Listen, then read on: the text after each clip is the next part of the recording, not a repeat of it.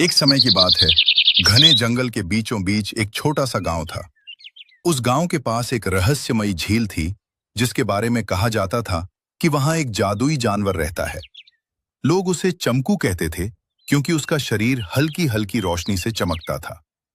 गांव में एक नन्ही लड़की रहती थी, जिसका नाम था मीरा।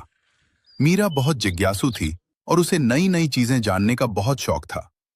एक दिन उसने तय किया कि वो उस जादुई झील के पास जाएगी और चमकू को ढूंढेगी।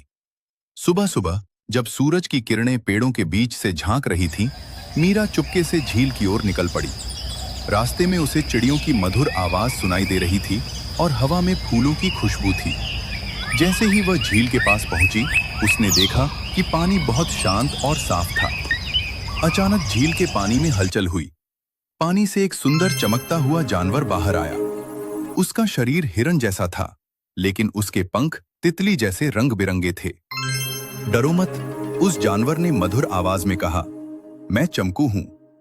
मीरा थोड़ी हैरान हुई, लेकिन उसने हिम्मत करके पूछा, क्या तुम सच में जादुई हो?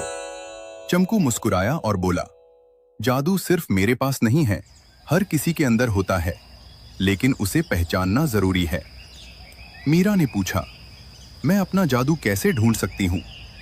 चमकू ने कहा, जब तुम किसी की मदद करती हो, सच बोलती हो और अपने दिल की सुनती हो, वही तुम्हारा असली जादू है। इतना कहकर चमकू ने अपने पंख फैलाए और अचानक झील के चारों ओर छोटे छोटे चमकते तारे उड़ने लगे। वह दृश्य इतना सुंदर था कि मीरा की आंखें खुशी से चमक उठीं। कुछ देर बाद चमकू धीरे धीरे गायब हो गया। मीरा समझ चुकी थी कि जादू कोई बाहर की चीज नहीं, बल्कि हमारे अच्छे कामों में छिपा होता है। वह खुशी खुशी गांव लौट आई। उस दिन के बाद से मीरा हर किसी की मदद करने लगी और सच बोलने लगी।